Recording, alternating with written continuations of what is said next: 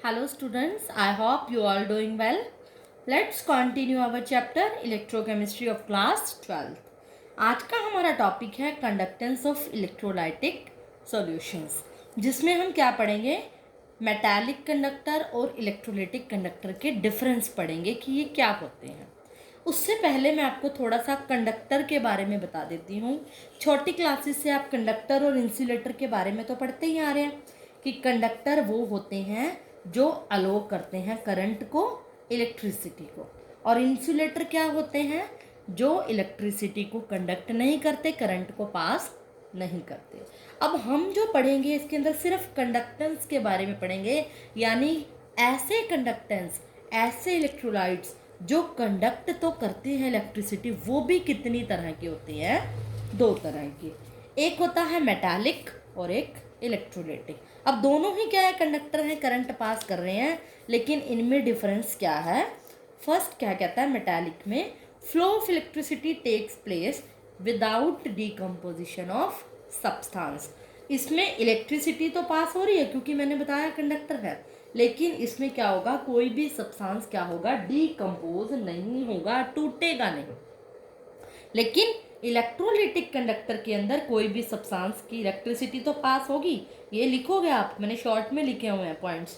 Flow of electricity takes place by decomposition of substance. जैसे कोई भी साल्ट हो गया, मान लो NaCl है, कोई आयनिक हो गए, यानी आयंस फ्लो होते हैं, तो वो किस में टूटता है, Na पॉजिटिव और Cl नेगेटिव।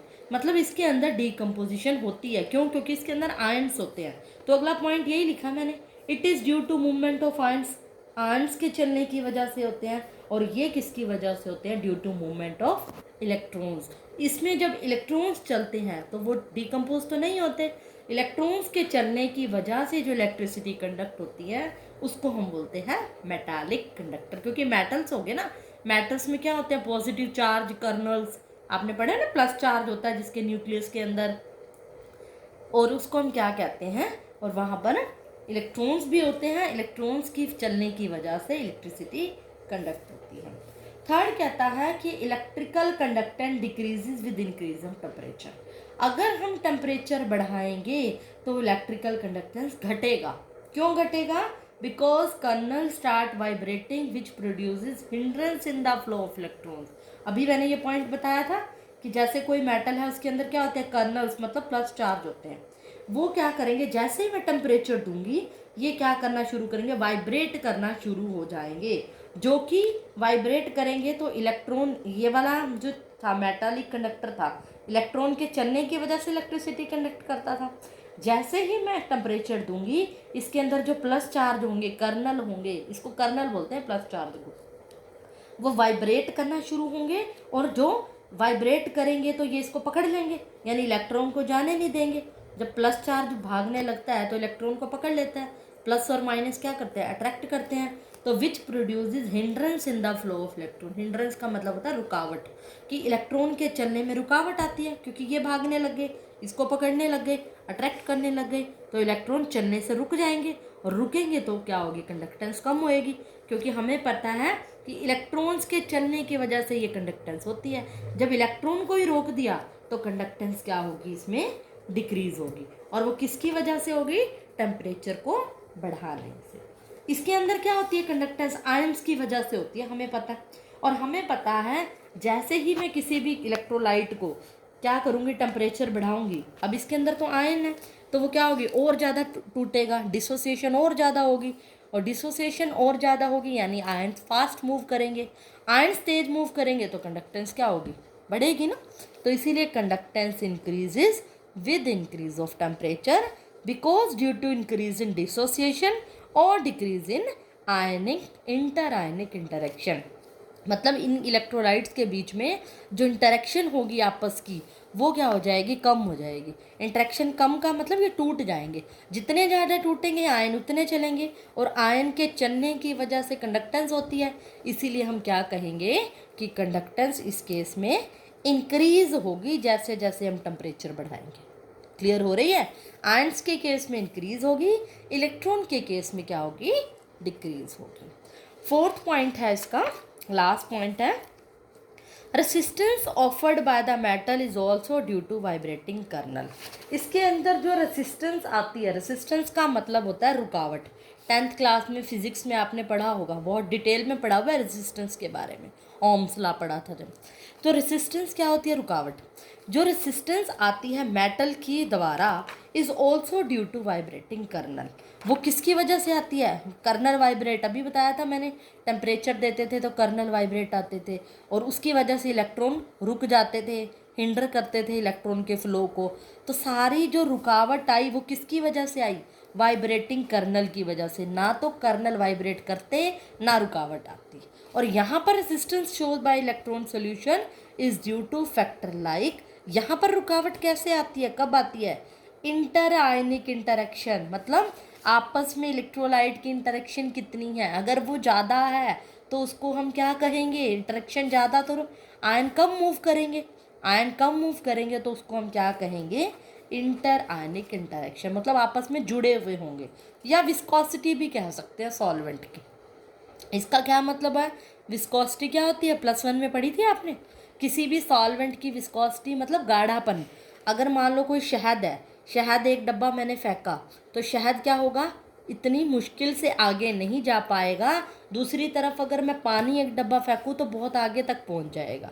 क्यों? क्योंकि शहद की विस्कोसिटी क्या होती है? गाढ़ापन क्या होता है? ज़्यादा ज़्यादा होता है, तो इसीलिए उसकी इंटर आयनिक इंटरेक्शन ज़्यादा होती है, या ये कह लो विस्कोसिटी ज़्यादा होती है। आपस में जुड़े हुए होते हैं उसके पार्टिकल्स, जा नहीं पाते और वो क्या करते हैं? उसको रोकते हैं। यानी रेसिस्टेंस का कारण कौन कौन से फैक्टर हैं? जब तो कोई इलेक्ट्रोलाइट आपस में जुड़े हुए होंगे, उनके अंदर इंटर आयनिक इंटरेक्शन होगी, या उसकी विस्कोसिटी ज़्यादा होगी। तो ये सब रीज़न किसके हैं? रेसिस्टेंस का कारण इलेक्ट्रोलाइट कंडक्टर के अंदर है। तो सबसे पहले इसके मैंने जो पॉइंट्स लिखे हैं शॉर्ट्स में, उनका स्क्रीनशॉट लीजिए और इसके नोट्स बनाइएगा। आगे हम पढ़ते हैं इसके फैक्टर्स के बारे में। Factors affecting electrolyte conductor. जो इम्पॉर्टेंट कंडक्टर है वो इलेक्ट्रोलिटिक कंडक्टर है। अब इलेक्ट्रोलिटिक कंडक्टर यानी इलेक्ट्रॉन के चलने की अभी मैंने बताया था आयंस के चलने की वजह से जो कंडक्शन होती है वो किन किन बातों पे डिपेंड करती है, उसके फैक्टर कौन कौन से हैं, ये हमारे सिलेबस में है। पहला क्या है? Nature of electrolyte. अगर आपको इलेक्ट्रोलिटिक कंडक्टेंस समझ में आ गया तो इसके फैक्टर के आंसर आप खुद सोच सकते हो, बड़े इजीली समझ आएंगे। इलेक्ट्रोलाइट कैसा? पहले तो इसको समझो, इलेक्ट्रोलिटिक कंडक्शन आयन के चलने की वजह से होती है। कोई भी आयन चलेगा तो कंडक्शन होगी, ये बात दिमाग में रखना। कोई भी आयन, जैसे Na पॉजिटिव, Cl नेगेटिव, कोई भी हो सकता है वो। अब इलेक्ट्रोलाइट कैसा है? अगर हमें पता है स्ट्रॉन्ग और वीक दो तरह के इलेक्ट्रोलाइट होते हैं। अगर स्ट्रॉन्ग इलेक्ट्रोलाइट है तो वो क्या होता है? आपको पता है इसकी डेफिनेशन, +1 में इक्विलिब्रियम में पढ़ी थी, कंप्लीटली आयनाइज्ड हो जाते हैं। और अगर इलेक्ट्रोलाइट वीक है तो डू नॉट कंप्लीटली आयनाइज्ड, वो कंप्लीटली आयनाइज नहीं होंगे। और मैंने क्या कहा था? इसके अंदर जितने ज़्यादा आयन में टूटेंगे उतनी ज़्यादा कंडक्शन होगी, क्योंकि ये कंडक्शन कैसी है? जो आयन के चलने की वजह से होती है। अब स्ट्रॉन्ग अगर इलेक्ट्रोलाइट होगा तो आयन पूरे टूटेंगे, पूरे चलेंगे तो कंडक्टेंस ज़्यादा होगी। वीक इलेक्ट्रोड में आयन ही नहीं टूटेंगे, कम चलेंगे तो कंडक्टेंस क्या होगी? कम होगी। बड़ा इजी पॉइंट है, डेफिनेशन से ही क्लियर हो रहा है ना ये तो। नेक्स्ट पॉइंट है साइज ऑफ आयंस। आयन के साइज पे भी डिपेंड करता है। Size of ion produced and their solvation पे भी डिपेंड करता है। अब ये क्या होता है? देखो, अगर मैं कह रही हूँ कोई आयन है, ये छोटा है और ये बड़ा है, मतलब अगर आयन का साइज बड़ा है तो उसकी सॉल्वेशन भी क्या होगी? सॉल्वेशन क्या होती है? वो भी ज़्यादा होगी। मैं बताती हूँ क्या होती है। किसी आयन का किसी सॉल्वेंट के साथ कंबाइन होना, सॉल्वेशन होती है combination of ion with solvent. कोई आयन किसी सॉल्वेंट से कैसे जुड़ा हुआ है? अगर उसकी जुड़ा हुआ ज़्यादा है, देखो कोई चीज़ बाइंड ज़्यादा हुई पड़ी है तो चल नहीं पाएगी, चलना मुश्किल है, उसका मूवमेंट कम है। और हमें पता है मूवमेंट कम है, अगर उसकी जुड़ा हुआ है वो पास, आपस में मॉलिक्यूल्स उसके क्या हैं? जुड़े हुए हैं। मूवमेंट कम है तो कंडक्टेंस क्या होगी? ऑटोमेटिकली क्या होगी? कम होगी ना। क्योंकि आयन्स के चलने की वजह से कंडक्टेंस होती है। जब आयन ही नहीं चल रहे, इसकी सॉल्वेशन ज़्यादा है, आपस में सॉल्वेंट के साथ जुड़े हुए हैं आयन, चल ही नहीं पाएंगे, तो कंडक्टेंस क्या होगी? कम होएगी। तो साइज आयन का बड़ा होगा, सॉल्वेशन ऑफ आयन्स ज़्यादा होगी, कंडक्टेंस क्या होगी? कम होगी। छोटा होगा तो सॉल्वेशन क्या होगी? कम जुड़े हुए होंगे, तो कंडक्टेंस क्या होगी? ज़्यादा होगी ऑब्वियसली। तो साइज ऑफ आयन्स पे भी डिपेंड करता है। तीसरा, नेचर ऑफ सॉल्वेंट और उसकी विस्कोसिटी पे भी डिपेंड करता है। ये सॉल्वेंट कैसा है, इसकी विस्कोसिटी कैसी है। बड़ा इजी है, पॉइंट से ही पता चल रहा है आपको, नाम से ही पता चल जाना चाहिए। अगर मान लो सॉल्वेंट क्या है, पोलर सॉल्वेंट है। पोलर से मतलब समझते हो, किसी के ऊपर delta positive delta negative, plus minus यानी आयंस होते हैं। अगर इलेक्ट्रोलाइज पोलर सॉल्वेंट के अंदर डाला गया है, मतलब कोई सॉल्वेंट ऐसा है जिसके अंदर प्लस माइनस चार्ज है, पोलर है, तो क्या होगा? उसकी पोलैरिटी सॉल्वेंट की ज़्यादा है, तो आयनाइजेशन क्या होगी? ऑलवेज ज़्यादा। आयनाइजेशन, आयंस में ज़्यादा टूटेंगे, लाइक डिसॉल्व लाइक होता है ना, तो आयनाइजेशन ज़्यादा। और हमें पता है आयनाइजेशन ज़्यादा होगी तो कंडक्टेंस भी क्या होगी? ज़्यादा, क्योंकि आयन के चलने की वजह से कंडक्टेंस है। आयनाइजेशन ज़्यादा तो ऑटोमेटिकली कंडक्टेंस भी ज़्यादा। अगर ये तो था सॉल्वेंट, सॉल्वेंट अगर पोलर है, लाइक डिसॉल्व लाइक, आयनाइजेशन ज़्यादा, कंडक्टेंस भी ज़्यादा। विस्कोसिटी की बात करें, अगर मान लो कोई सोल्यूशन की विस्कोसिटी ज़्यादा है, विस्कोसिटी मतलब गाढ़ापन, जैसे अभी मैंने शहद का एग्जांपल दिया था पीछे डिफरेंस में। अब अगर कोई चीज़ गाढ़ी है तो नहीं चल पाएगी ज़्यादा, क्योंकि इसकी विस्कोसिटी ज़्यादा। नहीं चल पाएगी तो आयन की मूवमेंट स्लो होएगी, तो कंडक्टेंस क्या होगी? कम होगी।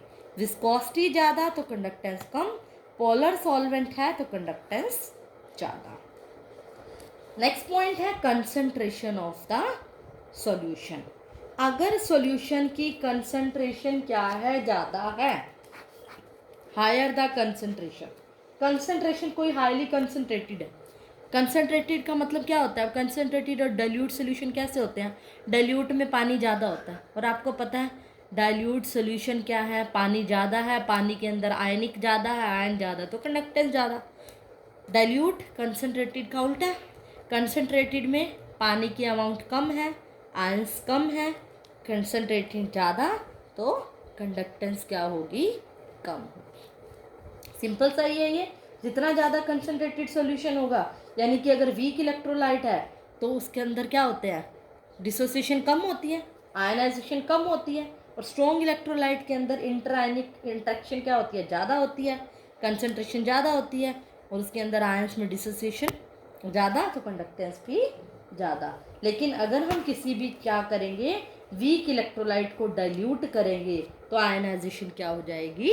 बढ़ जाएगी। वैसे क्या होती है, मैंने बताया था, वीक इलेक्ट्रोलाइट की कंडक्टेंस कम होती है। लेकिन अगर मैं उसको डाइल्यूट कर दूं, पानी डाल दूं, आयंस ज़्यादा बनेंगे, आयंस ज़्यादा बनेंगे तो कंडक्टेंस ज़्यादा होगी। मीन्स आपने ये ध्यान रखना है, जितना ज़्यादा कंसनट्रेटेड सॉल्यूशन होगा उसकी कंसंट्रेशन उतनी कम होगी। लास्ट पॉइंट आता है टेम्परेचर का। ये मैंने अभी डिस्कस किया था डिफरेंस में। अब टेम्परेचर अगर आप बढ़ा रहे हो, देखो, तो डिसोसिएशन क्या होगी? टूटेगा। अब मैं आप गरम गरम बर्तन पे हाथ लगा दो, आप झट से हाथ पीछे करोगे ना।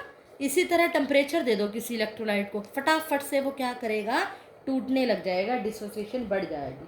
और डिसोसिएशन बढ़ना, आयन में टूटना, आयन का चलना, तो कंडक्टेंस का बढ़ना। तो टेम्परेचर बढ़ेगा तो डिसोसिएशन बढ़ेगी, डिसोसिएशन बढ़ेगी, कंडक्टेंस बढ़ेगी। यही बात मैंने यहाँ पर आपको एक्सप्लेन की थी थर्ड पॉइंट में, जब मैंने डिफरेंस बताया था। आयंस पे क्या होगा? कंडक्टेंस का, टेम्परेचर का इफेक्ट इंक्रीज होगा, लेकिन अगर इलेक्ट्रॉन की बात आ जाए तो वो डिक्रीज होगा। ये मैं डिटेल आपको बता चुकी हूँ। तो आपको इसको अच्छे से करना है, इसके नोट्स बनाने हैं। आई होप आपको ये वीडियो पसंद आएगी। जाने से पहले लाइक, शेयर और सब्सक्राइब करना ना भूलें। Thanks you.